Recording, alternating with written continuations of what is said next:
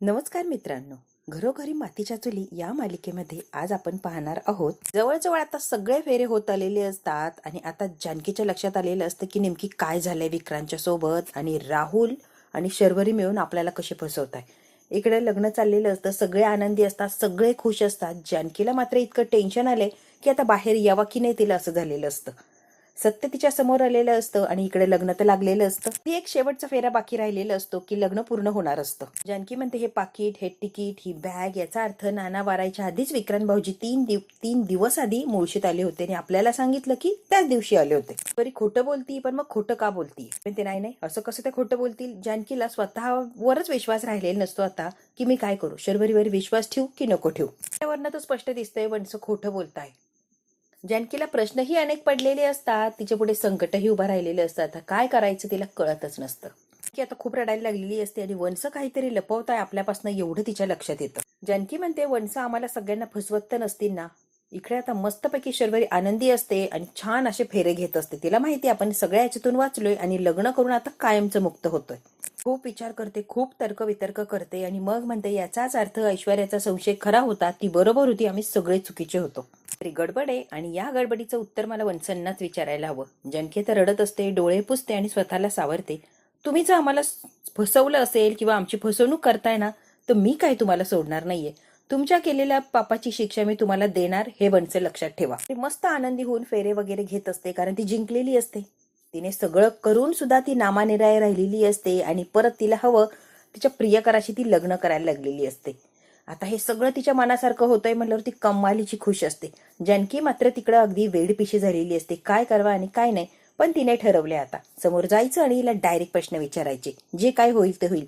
आणि ही जर दोषी असेल तर हिला सोडायचं नाही. की आता रडत असते, स्वतःला सावरते, ती बॅग वगैरे वर ठेवते आणि स्वतःला सावरून हिंमत एकवटून ती आता निघालेली असते. ती आता रडत रडत येते, समोर चालते, लग्नाचे विधी चाललेत. ती म्हणते ऐश्वर्या इकडे जरा बोलायचं. ते म्हणते जानकी काय झालंय, तुम्हाला का नेतीये, तू इकडे तुला सांगते. बरं ते तिकीट दाखवते, तिकीट वाचते तेव्हा ऐश्वर्या म्हणते अगं हे तर तिकीट. हो, हे तिकीट मला स्टोर रूम मध्ये मिळालंय. संशय खरा होता ऐश्वर्या, आम्ही सगळे चुकीचे होतो. वंस आपल्याला फसवताय, आपल्याशी खोटं बोलताय, काहीतरी गेम खेळताय. ते म्हणते जानकी तुला मी किती जीव तोडून सांगत होते, तू माझं काहीच ऐकलं नाही. तेवढ्यात काय तिकडे गुरुजी म्हणतात विवाह संपन्न झाला, आता तुम्ही नवरा बायको झाले आहात. छान असे टाळे वाजवत असतात. शर्वरीला राहुलने जवळ घेतलेले असतं, ते इतके खुश असतात किंवा त्यांचा आनंद अगदी गगनात मावत नसतो.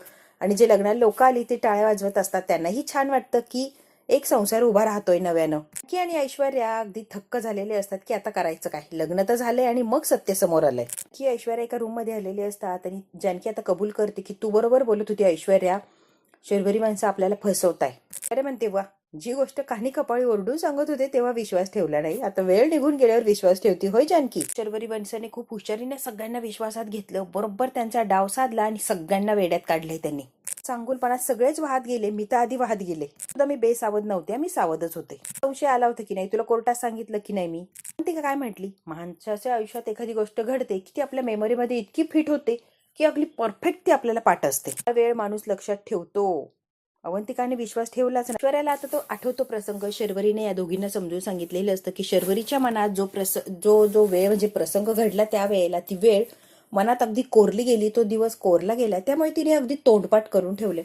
तुम्हाला जी शंका आहे तसं काहीच नाहीये, डोंट वरी.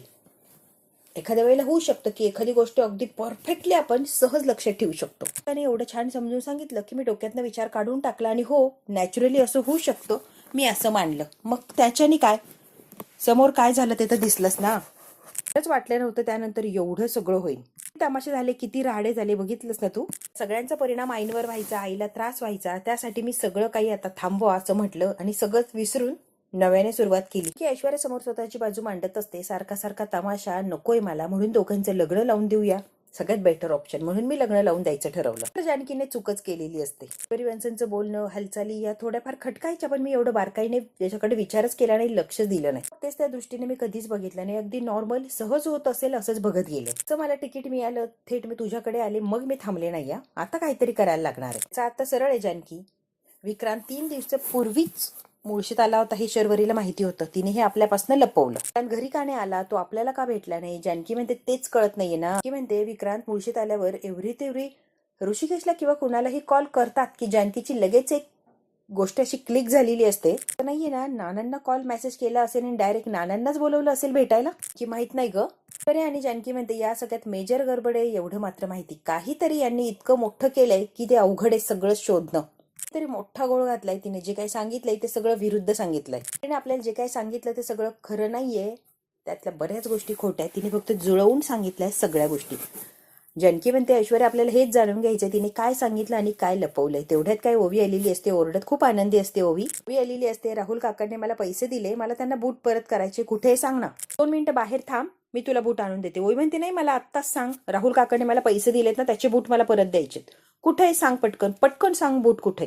अगं बाई 2 मिनिटं बाहेर थांब, मी ऐश्वर्या आंटीशी बोलते आणि लगेच तुला बूट आणून देते. जबरदस्तीने ओवीला बाहेर काढलेलं असतं. देते ना बाळा मी, जा ना तू. आता खूप वेळा समजून सांगितल्यावर ही ओवी रूमच्या बाहेर गेलेली असते. आता ऐश्वर्या जानकी बोलत असतात खूप महत्वाचा विषय. जानकीला ते सोडून आधी बूट आणून द्यायला लागत असतात कारण ओवीने हट्ट पकडलेलं असतं. जशी ओवी बाहेर जाते लगेच अवंतिका आतमध्ये आलेली असते. तुम्ही दोघे इथे काय करताय आणि काय चाललंय. अवंतिका म्हणते बाहेर चला, लग्न झालं, सगळ्या विधी झाला, आता गुरुजी बोलवायला लागले आणि तुमचं काय चाललंय. जानकी म्हणते अवंतिका एक प्रॉब्लेम आहे, जरा थांबतीस का. बाहेरून ओवी ओरडतच असते आई चल आई चल, मला जरा 5 मिनिटं जाऊन यायला लागणार आहे, तोपर्यंत इथेच थांबा. झालं हिला डिटेलमध्ये सांग, तोपर्यंत मी हिला बूट देऊन आले. सांगेन तुला सगळं अवंतिका, मी जरा आलेच. आता ओवीला बूट द्यायचे असतात म्हणून बिचारी जानकी आता बाहेर चाललेली असते. ऐश्वर्या म्हणते जानकी तुझा, मी सांगते अवंतिकाला सगळं समजावून. आता अवंतिकाला अजून एक धक्का बसणार असतो. जे काय चाललंय, जे काय होतंय ते सगळं विचित्रच आहे. जानकी आता ओवीला बूट द्यायचं म्हणून घाईघाईने बाहेर निघून जाते. ऐश्वर्या अवंतिकाला ते तिकीट दाखवते आणि तिकीट दाखवल्यावर सगळं डिटेलमध्ये सांगायला सुरुवात करते. ते काय धक्काच बसतो. ऐश्वर्याला म्हणते हा सगळा काय प्रकार आहे. ऐश्वर्या म्हणते त्याचाच विचार आम्ही करतोय, तुझ्यासारखाच आम्हाला सुद्धा शॉक बसलाय अवंतिका, हे चाललंय काय. आता लग्न वगैरे व्यवस्थित पार पडलेलं असतं. नवरदेव नवरी सगळ्यांचे आशीर्वाद घ्यायला लागलेले असतात. सगळ्यात आधी गुरुजींचे आशीर्वाद घेतात. गुरुजी म्हणतात सुखाने संसार करा, छान असा संसार करा. तुम्ही सुमित्राचे आशीर्वाद घेतात. म्हणतात त्या दोघांना देवदर्शनाला घेऊन जा आणि कुल देवीची ओटी भरून या. सगळ्यात खुश असतात कारण छान झालेलं असतं, मस्त झालेलं असतं. जानकी अवंतिका ऐश्वर्या यांच्या डोक्यात मात्र टेल लॅम्प लागलेले असतात. आता कमालीची खुश असते की माझ्या पोरीचा संसार नव्याने उभा राहतोय, ती आता आयुष्यात सुखी होणार आहे वगैरे वगैरे. एक आई म्हणून तिने बरेच स्वप्न रंगवलेले असतात. कृष्णे गुरुजीची दक्षिणा वगैरे दिलेली असते. आता सगळंच व्यवस्थित कार्यक्रम झालेला असतो. म्हणते जानकी अवंतिका आणि ऐश्वर्या दिसत नाहीयेत, त्या कुठे आहेत ग. जानकी म्हणते हो असतील आतमध्ये, मध्ये असतील, मी बोलवून आणते, एकच मिनिट. राहुल कमालीचे खुश असतात. सगळं काही करून सुद्धा त्यांना जे हवंय तेच केलेलं असतं. त्यांनी नाकावर टिचून यांच्याच घरात लग्न लावलेलं असतं. आता शर्वरी म्हणते मी विश्वासच ठेवू शकत नाहीये. अवंतिका म्हणते की शर्वरी असं काहीतरी करू शकते. अवंतिकाला जब्बर असा धक्का बसलेला असतो. तरी आपल्या बरोबर एवढी मोठी फसवणूक करू शकते यावर माझा विश्वास नाहीच आहे. म्हणते जे काय आहे ते आहे, पण सत्य काय हे शोधायला लागणार आहे आणि आपण ते शोधणार आहोत. अवंतिका हार मानायची नाहीये. ऐश्वर्या म्हणते की मला असा संशय नानांना विक्रांतने मारलंय, हे जे काय शर्वरीने आपल्याला सांगितलंय ते खोटं आहे. त्यांना पण शर्वरीताईंनी मारले. हो मला तसंच म्हणायचंय. तेवढ्यात ऐश्वर्या आलेली, जानकी आलेली असते. ते ऐश्वर्या तू काय बोलती. हो तुझ्या ऐकलं तेच बोलती मी. तसा असा धक्का बसलेला असतो कारण घटनाच तशा घडलेल्या असतात आणि शर्वरीने वेगळ्या प्रकारे दाखवण्याचा प्रयत्न केलेला असतो. आता मात्र या तिघी एक झालेले असतात आणि एकजुटीने आता तपास लावणार म्हटल्यावर शर्वरी अडकणार यात काही शंकाच नाही. शर्वरी किती जरी पळाली तरी यांच्यापासून ती पळू शकत नाहीये आणि हे आता धागेदोरे जुळवणार आणि प्रूफ तो गोळा करणार म्हणजे करणारच. तुला काय म्हणायचंय जरा स्पष्ट बोलतीस का. खरं म्हणते जानकी हे खरंच असं असू शकतं की शर्वरीनेच नानांना मारलंय. पिटावरनं व्यवस्थित क्लिअर होतच ना. 3 दिवसापूर्वी मुळशीत आला हे शर्वरीला माहित होतं, बरोबर ना. सांगितलं का आपल्यापासून लपून ठेवलं. अर्थ शर्वरी आपल्यासोबत खोटं बोलली, डबल गेम खेळली, तिला हवं तिने ते आणि तसंच रंगवून सांगितलं आपल्याला. खरं तर जे नव्हतं ते तिने दाखवण्याचा प्रयत्न केला आणि सगळंच काही अवघड होऊन बसलं आणि तिच्या जाळ्यात बरोबर आपण अडकलो. काही आपल्यापासून लपवलं, तिला हवं तसं तिने अर्थ काढला आणि आपल्याकडून तसा अर्थ लावून सुद्धा घेतला. तिने तसं तसं ठरवलं, तिच्या सोयीला जसं योग्य होतं तिने तसं आणि तसंच रंगवून सांगितलं. आणि मुळात म्हणजे सगळ्या गोष्टी आपल्यापासून तिने आधीच लपवून ठेवल्या. विक्रांत आला ही गोष्ट सगळ्यात महत्वाची होती आणि तीच आपल्यापासून लपवली. तिने काय सांगितलं, नाना वारले त्याच दिवशी विक्रांत मुळशीत आला होता, पण तिकिटानुसार तो 3 दिवसापूर्वीच इथे आलेला होता. सेल्फ डिफेन्स वगैरे सगळं काही तिने खोटं सांगितलंय. तिनेच नानांना मारलंय आणि तिनेच विक्रांतला मारलंय. सगळं काही तिने अगदी रचून व्यवस्थित प्लॅनिंग करून सांगितलंय, जेणेकरून ती व्यवस्थित सगळ्या या गोष्टीतून सुटेल आणि बरोबर ती या गोष्टीमध्ये सक्सेस सुद्धा झाली. तिने बरोबर जसं प्लॅनिंग केला होता तसंच सगळं झालं. तिने रंगवल्या गोष्टी आणि गोष्टी सुद्धा तशाच झाल्या. बरोबर तिने नाना आणि विक्रांतचा तिनेच काटा काढलाय आणि खरं तर नानांनी नानांना विक्रांतने मारलंय आणि म्हणून तिने विक्रांतला मारलं असं तिने सगळ्यांच्या समोर दाखवलं. खरं तर सगळं चित्र वेगळं आहे आणि शर्वरी आपल्याला काहीतरी वेगळं दाखवून फसवतीये जानकी. इतकं खोटं बोलतीये, इतक्या गोष्टी लपवतीये, इतकं काय काय करतीये आपल्याबरोबर, इतके ड्रामेबाजी करतीये. तर जानकी जरा विचार कर ना, कशावरून सेल्फ डिफेन्सची जी गोष्ट आहे ती तिने रचून सांगितली नसणार आहे. तिने कहाणी बनवली आणि मग ती गोष्ट आपल्याला सांगितली, जेणेकरून सिंपती सुद्धा मिळणार आणि ती सगळ्यातून निर्दोष सुटणार. तुला कळतंय का, शर्वरी फार पोहोचलेली पोरगी आहे, तिने सगळं केलंय आणि बरोबर अलगद सगळ्यातून सुटली. का म्हणते ऐश्वर्या, आय एम सॉरी, पण हे बिलीव्ह करणं मला जड जातंय आता. म्हणजे मला पचतच नाहीये की या गोष्टी अशा सगळ्या झाल्यात. माझ्या डोक्याला आता टेन्शन यायला लागले आणि मला अस्वस्थ व्हायला लागलंय. कोणती मुलगी आपल्या स्वतःच्या वडिलांना मारू शकते, विचार कर ना. नाही विश्वास बसत आहे. आय डोंट बिलीव्ह दिस. ते नाही करू शकत आहे वहिनी, प्लीज प्लीज विश्वास ठेवा. कोणतीच मुलगी आपल्या स्वतःच्या वडिलांना मारू शकत नाहीये. दिस इज इम्पॉसिबल. पुन्हा तेच तिच्यावर विश्वास ठेवा आणि तिला पाठीशी घाला. तिच्या खोटेपणाचा पुरावा तुझ्या हातात ढळढळीते. विक्रांत 3 दिवसापूर्वी आला, ती आपल्याला सांगते की नाही ज्या दिवशी नाना वारले त्याच दिवशी आला, बरोबर ना? एवढं सगळं ढळढळीत ती खोटं बोलतीये, तरी सुद्धा तू तिच्यावर विश्वास का ठेवत नाहीये अवंतिका? सुरुवातीलाही तू आणि जानकीने तेच केलं, अंधाडा विश्वास ठेवला आणि तिला सगळ्यातून बाजूला केलं. आता काय झालंय कळतंय का? आता तरी तुम्ही डोळे उघडा आणि स्पष्ट काय ते बघा. काय म्हणते तू, कसं बोलू शकते, कसं वागू शकते, असा विचारच कसं तुझ्या डोक्यात येतो मला कळतच नाहीये. अवंतिका, तू एक प्रोफेशनल वकील आहे आणि वकील असून सुद्धा तू असा प्रश्न विचारते, खरंच आश्चर्याची गोष्ट आहे ना. की आत्ता सापडलंय त्यावरनं तर अगदी स्पष्ट लक्षात येते, एक गोष्ट आपल्यापासून लपवली, ती खोटं बोलली, ते बरंच काहीतरी केलंय आणि आपल्याला काहीतरी वेगळंच दाखवलंय. तुझ्या लक्षात येतंय का अवंतिका? काय गोष्टी लपवतीये आपल्यासोबत, काय काय खोटं बोलतीये, आपल्याला काहीच अंदाज नाहीये. तुला कळतंय का मला काय सांगायचंय तुला? अवंतिका म्हणते ऐश्वर्या बरोबर बोलती, या वेळेला तुला चुकीची नाही म्हणते मी. गडबड तर नक्कीच आहे. काय गडबड आहे, कशी गडबड आहे, कशी झाली, काय झाली, आता हे शोधणं मस्ट आहे. अवंतिका म्हणते जे काही झालंय ना ते आता शोधायचंय. शर्वरीचा खरा चेहरा आता सगळ्यांच्या समोर आणायचाय. तिने तो चांगुलपणाचा मुखवटा पांघरलाय ना, तो आता ओरमाडून काढायचा. तरी काहीतरी वेगळीच असू शकते, आपल्याला काहीतरी स्टोरी वेगळी आणि रंगवून सांगितलीये, त्यामुळे सगळी गफलत होती आणि कोणाच्याच काहीच लक्षात येत नाहीये. आत्ता माझ्या लक्षात येतंय, तू जे सांगतीये, जे सांगण्याचा प्रयत्न करतीये ते काहीतरी वेगळंच आहे. आणखी ते इतकी शॉक मध्ये गेलेली असते, काय करावं आणि काय नाही तिला सुचतच नसतं. सगळ्यात महत्वाचं, जानकी 2 चुका करून बसलेली असते. शर्वरीला तिने निर्दोष सोडवण्यासाठी जीवाचं रान केलेलं असतं आणि तिला निर्दोष सोडवलेलंच असतं. दुसरी गोष्ट, शर्वरी घरात आल्यावर मागचा पुढचा विचार न करता राहुलशी डायरेक्ट लग्न लावून दिलेलं असतं. लग्न झालेलं सुद्धा असतं, त्यामुळे जानकी पुरती अडकलेली असते. आता मागं फिरणं जानकीसाठी जरा अवघड आहे, तरी सुद्धा मागं फिरायला ती बघत असते. जी गोष्ट आपल्याला सांगितली नाहीये, आपल्यापासून मिसिंग आहे, तीच गोष्ट आपल्याला शोधून काढायची आणि त्याचं उत्तर शर्वरी आणि राहुलला विचारायचंय. तुला कळतंय का अवंतिका? अजून सुद्धा हातातून काहीच गेलेलं नाहीये, वेळ तर अजिबात नाही. जेव्हा आपण तपास लावू ती वेळ आपली असणार आहे, त्यामुळे हार मानायची नाही आणि तपास लावायचा आणि शेवट हा गाठायचाच. ऐश्वर्या आता अवंतिका आणि जानकीला प्रोत्साहन देत असते की आपण असं असं करूच या. अवंतिका म्हणते हा खून सेल्फ डिफेन्स मध्ये केलाय हे असं म्हणून किंवा ही अशी स्टोरी रंगवून ती सुटलीये. केस आता बंद झालीये, केस रिओपन होऊ शकते, ती सुटू शकत नाहीये. आपल्याला जर तिने गुन्हा केलाय हे सिद्ध करायचं असेल तर केस रिओपन होऊ शकते. ऐश्वर्या, डोंट वरी. खरं काय ना अवंतिका, ते आपल्याला शोधायला लागणार, सगळे पुरावे, सगळे धागेदोरे आपल्याला जोडवावे लागणार, मग काय ते आपण केस रिओपन करायची की काय ते बघूया. तिकीट सापडलंय त्याच्या आधारावर आपण काहीच प्रूफ करू शकत नाही, हे तर कळतंय ना तुम्हाला. आपल्याकडे मजबूत असे धागेदोरे आणि पुरावे लागणार आहे, त्याच्याशिवाय आपण काहीच करू शकत नाही. भक्कम पुराव्याचा आधार आपल्याजवळ जोपर्यंत नाहीये तोपर्यंत आपण जे बोलतोय सांगतोय ते सगळं खोटं आणि सगळे लोक वेड्यात काढणार आहे. एक काम तर सध्या आपण करू शकतोय अवंतिका, तिकिटाचा जाब शर्वरी वंशाला नक्कीच विचारू शकतोय आपण. पण जानकी आता काहीच विचारायचं नाही, ती सावध होईल, परत ती पुढे काहीतरी प्लॅनिंग करेल. आता तिला काहीच सांगायचं नाहीये. ते का म्हणते एक्झॅक्टली ऐश्वर्या जी बोलतीये ती अगदी बरोबर आहे. आपल्याला काही करून शर्वरीला सावध करायचं नाहीये, कळतंय का? शर्वरी सावध झाली नाही पाहिजे. बरं बोलती ऐश्वर्या, शर्वरीचं खरंच गुन्हेगार असेल आणि आपण जर जाब विचारायला गेलो तर ती सावध होणार आणि यातून परत पळवाट काढणार. त्यापेक्षा ती गाफील असतानाच तिला डायरेक्ट पकडायचे पुराव्यासकट. म्हणते अवंतिका, तू बरोबर बोलती आणि माझ्या गोष्टी आता लक्षात यायला लागल्यात. काय करायचंय ते काळजीपूर्वक करायला लागणार आहे, कुणाच्याही नजरेत न येता करायचंय. तिघींना माहिती आणि तिघींमध्येच ठेवायचंय आणि तिघींनीच तपास लावायचा आहे, चौथं माणूस यात इन्व्हॉल्व्ह करायचं नाहीये. त्या सगळ्यांच्या समोर नॉर्मल छान असं वागायचंय, खास करून शर्वरी वंशांच्या समोर तर नॉर्मलच वागायचंय आपल्याला. त्यांना आपल्यावर जरा सुद्धा शंका आली नाही पाहिजे, कळतंय का तुम्हाला? बद्दल काहीच कळतं कामा नाही, काहीही झालं तरी. आधी सगळे पुरावे गोळा करू आणि मग काय ते समोर जाऊन उभं राहू. कळतंय का? आत्ता जर विचारलं तर सगळ्या गोष्टी बिघडतील. तिघींचं आता एकमत झालेलं असतं की सगळे पुरावे गोळा करायचे आणि मग काय त्या शर्वरीला जाऊन जाब विचारायचा. सध्या तिला काहीही विचारायला जायचं नाहीये.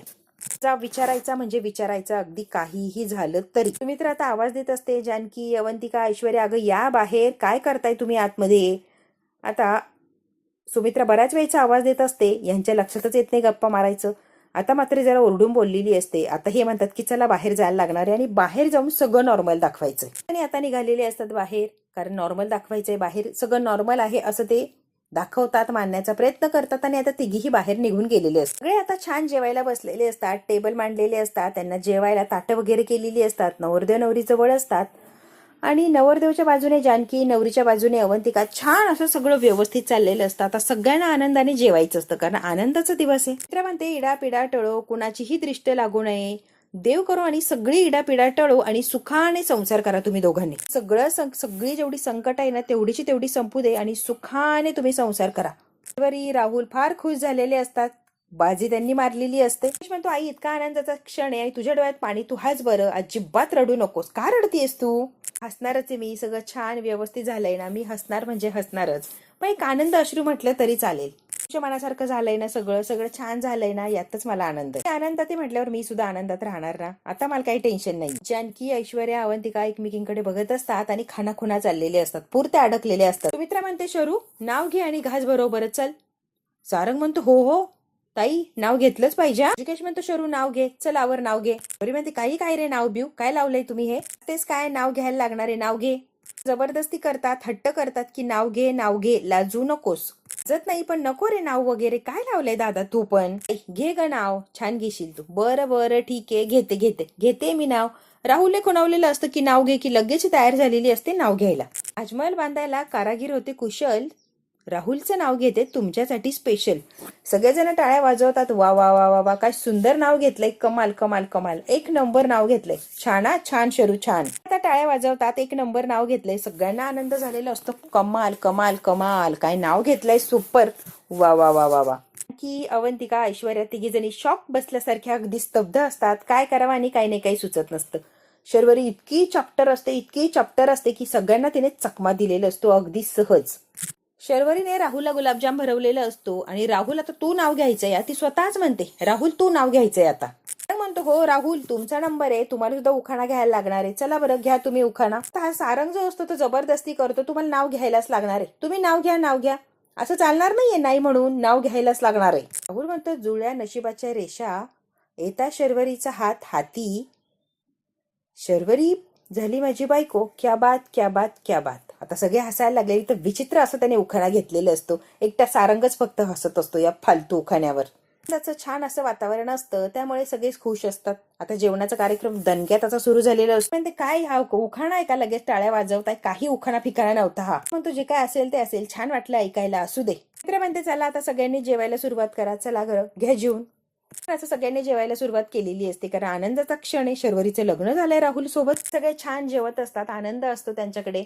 आता हे जानकीच्या डोक्यात वेगळंच चाललंय, काही करून या शर्वरीला तिकिटाबद्दल विचारायलाच हवंय मला. पण तिला बाकीच्यांनी सांगितलं की आत्ता विचारू नको, ती सावध होईल. तरी सुद्धा जानकी म्हणते नाही मला तिकिटाबद्दल तिला विचारायलाच लागणार आहे. जानकी म्हणते सुरुवात कशी करू आणि तिला विचारू तरी कसं. जानकीलाही प्रश्न पडलाय की तिला विचारूच कसं मी तिकिटाबद्दल. ते खुश आहे, आनंदी आहे, या सगळ्यामध्ये विषय काढणं म्हणजे यांच्या आनंदावर विरजण टाकणं. त्यामुळे जानकी म्हणते मी जरा थांबते, आता काहीच विचारत नाही. शर्वरीला आता मी काही जरी विचारलं तरी आईंना टेन्शन येणार आणि आईची तब्येत अजून बिघडणार. आता आईचा आनंद आहे, जरा वेळ तरी हा आनंद टिकू देऊया. काही करू शर्वरी वंशांना एकट्यात गाठायचंय आणि हे सगळं विचारायचंय म्हणजे विचारायचंय. जानकी आता थांबत नसते किंवा तिला थांबावं असं वाटतच नसतं, कारण ऑलरेडी खूप उशीर झालाय सगळं विचारायला, हे तिला चांगलंच माहितीये. की विचारात अडकली हे ऋषिकेशने बघितलेलं असतं. आता जेवता जेवता ऋषिकेशचं लक्ष जानकीकडे जातं. जानकी म्हणते काय ऋषिकेश कुठे हरवलीस, काय चाललंय तुझं? वाढायला घे, कुणाला काय हवंय काय नको, वाढ लवकर. हो वाढते की नाही आता वाढायला आणलेलं असतं. राहुल म्हणतो बस थँक्यू नकोय अजून काही. फुल शर्वरी गप्पा मारून जेवत असतात. कमाल जेवण झालं, एक नंबर, काय जेवण आहे, छान. सुमित्रा म्हणते, अहो राहुल राव, सगळा स्वयंपाक जानकीने बनवलाय. काय म्हणता, इतका सुंदर स्वयंपाक? वा वा वा, अप्रतिम जेवण झालं. दिवसातून इतकं छान जेवण जेवले, खूप छान जेवण झालं. आताला चव येऊ वहिनी. राहुल आता चोंबडेपणा करत असतो. थँक्यू, पण मी एकटीने नाही, अवंतिका आणि ऐश्वर्या दोघींनी सुद्धा मदत केली. तिघींनी मिळून हा स्वयंपाक बनवला. मी म्हणते, काळजीच करू नका, असंच जेवण रोज जेवायला मिळणार आहे. डोंट वरी. असंच नवीन नवीन पदार्थ मिळणार. तिला लगेच खटकतं की असं काय म्हणतीये. बरी घाबरते आणि राहुलकडे बघायला लागते. जानकी म्हणते, असं काय एकमेकांकडे बघताय? राहुल भाऊजी, कल्पना दिली होती ना मी, लग्नानंतर आमच्याकडेच राहायला लागणार आहे म्हणून. पासून आमच्या बरोबरच राहणार आहात, तुम्हाला आधी सांगितलं होतं मी. बरे आता घाबरलेली असते की हिचं काय चाललंय, इथे कशाला ठेवतीये. हो ना आई, शर्वरी इथेच राहणार आहे ना आपल्या बरोबर. लगेच सुमित्रा म्हणते, हो हो जानकी अगदी बरोबर बोलतीये, इथेच राहणार आहे. तुम्ही दोघांनी कुठेच जायचं नाही, आमच्या सोबत इथेच राहायचंय. म्हणजे आम्हाला टेन्शन राहणार नाही, कोणत्या प्रकारची काळजी राहणार नाही. बरोबर राहायचं, आम्ही जसं राहू तसं तुम्ही सगळ्यांनीच राहायचंय आमच्या बरोबर. समोर राहायचं म्हणजे मला टेन्शन राहणार नाही. कळतंय का? शर्वरी इतकी घाबरलेली असते की तिचा चेहराच पांढरा पडतो. इथे कशाला राहण्याची जबरदस्ती करताय हे लोक. किंवा या दोघांनी कितीतरी हट्ट केला ना, तर यांना मी कुठेच जाऊ देत नसते. कितीही हट्ट करू दे, मी आता यांना सोडणार नाही, इथून कुठे जाऊ देणार नाहीये. तिने अगं पण ऋषिकेश म्हणतोय, शर्वरी पण बिन काही नाही, इथेच राहायचंय ठरलंय आणि तुम्ही इथेच राहणार आहात. बरोबर बोलला. तुम्ही इथे राहायचे, जसं तुमचे भावंड राहतात तसं तुम्ही सुद्धा राहायचे. तुम्ही कुठेच जायचं नाहीये. अजिबात काळजी घ्यायची नाही, काळजी करायची नाही. फक्त स्वतःची आणि राहुलची काळजी घ्यायची आता. कळतंय का? आणि नवीन लग्न झालंय, लग्न एन्जॉय करा. डोंट वरी. कशाला एवढा त्रास घेताय? तुम्हाला माहेरीच राहायला लागतंय ना, कुठे दुसरीकडे राहायला लावलंय. आमच्यामध्ये असं मिळून मिसळून घेऊ की तुम्हाला असं वाटेल वर्षानुवर्ष तुम्ही आमच्या सोबत राहता, वर्षांपासून आमच्या सोबत राहता असंच वाटणार. आता लगेच सारंग म्हणतो, बरोबर बोलली या बहिणी. असं मिळून मिसळून घ्यायचंय नाही यांना की कायमचीच इथे राहताय असंच वाटलं पाहिजे. बात परकेपणा वाटणार नाही, शब्द आहे माझा. राहुल भाऊजी, तुमचंच घर आहे, आपलीच माणसं आहे असंच वाटणार आहे. तुम्हाला काय वाटतंय? बरोबर बोलती ना मी? हो जानकी, अगदी मनातलं बोलती तू. माझ्या मला पण तेच होतं की माझ्या डोळ्यासमोरच हिने राहावं, हिने कुठेच जाऊ नये. अगदी बरोबर बोलती आणि खरंच खरंच मला हे आवडलं. राहुल आणि शर्वरी एकमेकांकडे बघतात आणि जरा शॉक झालेले असतात. इथेच राहायचंय म्हटल्यावर जरा अवघड आहे गोष्टी. यांच्यासमोर कसं राहायचं? यांनी जर यांची काही चुका, काही बोलणं बिलणं जर पकडलं तर करायचं काय? तर मुलगा म्हणून आमच्या बरोबर राहिलात ना, तर मलाही छान वाटेल आणि सगळं व्यवस्थित असं होऊन जाईल बघा. मग कुणालाच काही टेन्शन राहणार. अवघडले पण तर अजिबात वाटणार नाही. आपण एकच फॅमिली आहोत, मग अवघडल्यासारखं कसं होणार? नॉर्मल रिलॅक्स राहायचं, काहीही संकोच वगैरे बाळगायचा नाही. अगदी व्यवस्थित निवांत राहा. पासून या घरचे झालं असं समजायचंय. कळतंय का? इथेच राहायचंय, अगदी बिनधास्त. की एकमेकींना खुणावत असतात, इथेच राहून द्यायचंय त्यांना. म्हणजे यांना सगळं सोपं जाणार आहे. ते इथे राहिले म्हणजे सगळ्याच गोष्टी यांच्यासाठी सोप्या होणार. एकमेकींना आता खुणवलेलं असतं. त्याही डोक्यात भरपूर काहीतरी प्लॅनिंग चाललेले असतात. काहीही करून शर्वरीचा पर्दाफाश करायचा, एवढं यांच्या पुढे ध्येय असतं. की आता चूक करून बसलेली असते आणि ती चूक तिला सुधारायची असते. तिने शर्वरीला पाठीशी घातलेलं असतं, जेलमधून निर्दोष सोडवलेलं असतं. आता मात्र ती चूक सुधारायची असते आणि जे काही खरोखर घडलंय ते शर्वरीकडून तिला वदवून घ्यायचं असतं. एकदा चूक झाली, जानकी म्हणते आता मी चूक करणार नाहीये, ती चूक सुधारणार अगदी काहीही झालं तरी. विक्रांतला आणि नानांना न्याय हा मिळालाच पाहिजे. त्यांची हत्या कशी झाली, त्यांना कसं मारलं, काय मोटिव्ह होता मारण्याचा, सगळ्या गोष्टींपर्यंत मी जाऊन पोहोचणार, यात काही शंकाच नाही. खरं तर मित्रांनो, हा भाग इथेच संपतोय. पुढच्या भागात काय होणार आहे ना, आपण अगदी थोडक्यात बघायचंय. त्या तिघीजणी ज्या असतात ते आता लगेच गप्पा मारतात, म्हणजे एकत्र आलेले असतात आणि लगेच काय झालं, कसं झालं याचा विचार करायला लागलेले असतात. मागच्या वेळेला जेव्हा मी शर्वरीच्या खोलीची झडती घेतली होती ना, फोन सापडला होता तिच्या बॅगेत, आतमध्ये स्विच ऑफ करून ठेवलेला. का तो फोन त्यांच्याकडेच ठेवून घेतला वनसनने. शर्वरी म्हणते, कसं आहे ना जानकी, तिने जरी फोन ठेवून घेतलाय ना, अवंतिका म्हणते तो फोन आता आपण मिळवायला हवा, काहीही करून. चोरायला लागला तरी चालेल, पण शर्वरीकडून तो फोन जानकी वहिनी आपल्याला मिळवायचा नाही. नानांची डायरी सुद्धा शोधायला लागणार आहे. नानांची डायरी जर शोधली तर बऱ्याच गोष्टी आपल्याला मिळतील. जानकी, ऐश्वर्या, अवंतिका बारीक सारीक गोष्टींचा विचार करायला लागलेले असतात. आता मात्र खरा गुन्हेगार कोण आहे आणि कुणी हे सगळं केलं, घडवलं, हे त्यांना शोधून काढायचं असतं. आणि तिघी जणी कामाला लागल्यात म्हणल्यावर खरा चोर, खरा गुन्हेगार हा समोर येणार म्हणजे येणारच. म्हणते नानांना डायरी लिहायची सवय होती. दिवसभरात जेवढं काही घडायचं ना ते डायरीत लिहायचे, म्हणजे लिहायचे अगदी आठवणीने, डिटेलमध्ये. सकाळपासून झोपेपर्यंत जे काही झालंय ते सगळं नाणं लिहून टाकायची, अगदी रोजच्या रोज. ती जर सापडली तर पुरावा म्हणून चांगलंच आपल्या हाती लागणार की. त्यामुळे काहीही करून ती डायरी आपण शोधूच या. पुरावा म्हणून हाती लागतील किंवा आपल्यासाठी फायदेशीर ठरतील अशा गोष्टी जर नानांनी डायरीत लिहून ठेवल्या असतील तर आपल्यासाठी चांगलंच आहे ना ते. कसं वाटतंय? बरोबर आहे ना? बहिणी, काहीतरी हाती तर लागणारच आहे. त्यासाठी डायरी आपल्याला शोधायला लागणार, अगदी काहीही झालं तरी. की ऐश्वर्या, अवंतिका एकमेकींच्या हातावर हात ठेवतात आणि तिघीजणी सुद्धा म्हणतात काहीही झालं तरी हे सत्य आहे, लवकरात लवकर आपल्याला शोधून काढायचंय म्हणजे काढायचंय आणि खरा जो गुन्हेगार आहे त्याला शिक्षा द्यायची. नाना आणि विक्रांतच्या आत्म्याला शांती लाभेल तरच, नाही तर खरा गुन्हेगार असाच मोकाट फिरेल आणि मग नाना आणि विक्रांत यांच्या आत्म्याला शांती लागणार नाही. त्यासाठी आपल्याला खरा गुन्हेगार कोण आहे हे सगळ्यांच्या समोर आणायचे अगदी लवकरात लवकर. तिने ठरवलेलं असतं की खरा गुन्हेगार कोण आहे हे शोधायचं म्हणजे शोधायचंच. आता तिघीने हातात हात घेतलाय आणि कामाला लागल्यात. बघू आता लवकरात लवकर शर्वरी आणि राहुल यांना गजाच्या आड कसा पाठवतात त्या तिघीजणी. हा भाग इथेच संपतो. व्हिडिओला लाईक, शेअर, सबस्क्राईब नक्की करा. धन्यवाद मित्रांनो.